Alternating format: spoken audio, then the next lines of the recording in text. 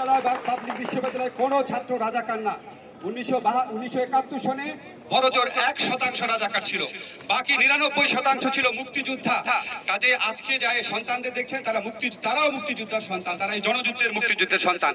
তাদেরকে রাজাকার ট্যাগ দেওয়া বন্ধ করেন, রাজাকার ট্যাগ দেওয়ার রাজনীতি সরকার বন্ধ করেন। এটা করতে করতে আপনারা মুক্তিযুদ্ধের চেতনাকে হেয় করছেন।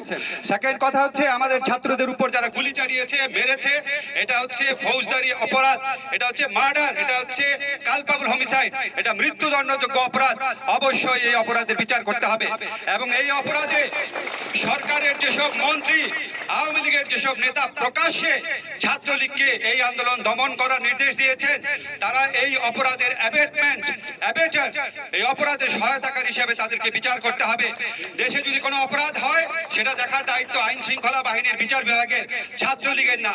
শেষ কথা আমি বলছি, আজকে যে বিশ্ববিদ্যালয় বন্ধের ঘোষণা দেওয়া হলো, এটা কার স্বার্থে দেওয়া হলো? এটা কি আমাদের সাধারণ ছাত্রদের স্বার্থে? তাদের কি স্বার্থটা বিবেচনা করা হয়েছে? তাদের কণ্ঠ বিবেচনা করা হয়েছে কিনা? আজকে আমরা শুনেছি 6টার সময় হল ভ্যাকেট করার সিদ্ধান্ত এসেছে। আমরা স্পষ্ট ভাষায় বলতে চাই, হল ছাত্ররা ভ্যাকেট করুক আর না করুক, এটা তাদের সিদ্ধান্ত। হলে বা অন্য কোথাও তাদের উপর আর কোনো নির্যাতন আমরা সহ্য করব না। ধন্যবাদ।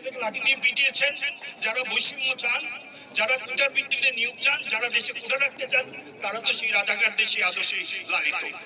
ওবায়দুল কাদের সাহেবরা, আপনারা লাঠি ধরিয়ে দিয়েছেন ছেলেদের মধ্যে। আমরা সুস্পষ্ট ভাবে বলবো, এইটা আপনারা মস্ত বড় অন্যায় করেছেন।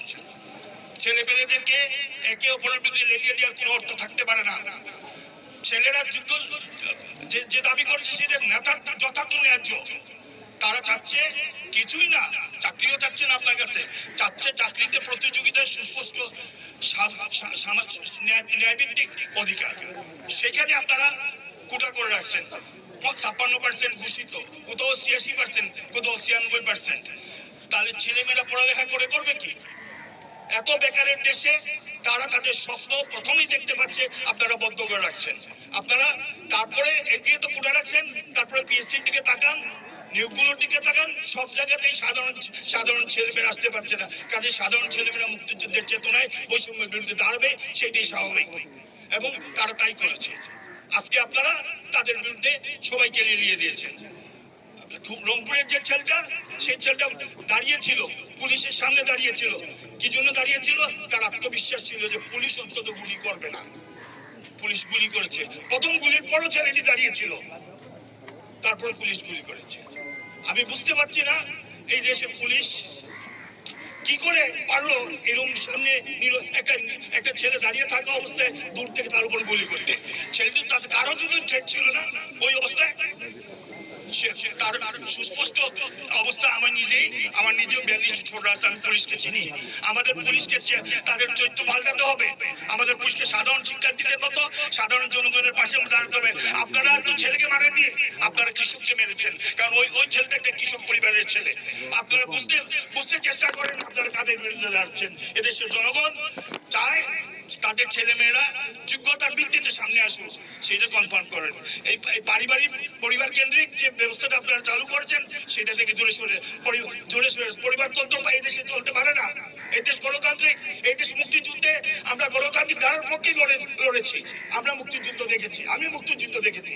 সাধারণ মানুষ সবাই ঝাঁপিয়ে পড়েছে যুদ্ধে। অনেক কথা আমি আসলে খেয়ে হারিয়ে ফেলতেছি, কোন কথা বলবো, কোনটা বেশি গুরুত্বপূর্ণ। এই ছেলে মেয়েরা, এদেরকে দোষ দিবেন কিভাবে? এইভাবে একটা দেশ চলতে পারে না। কোটা তো শুধু লিখিত আছে, কোটা সর্বত্র।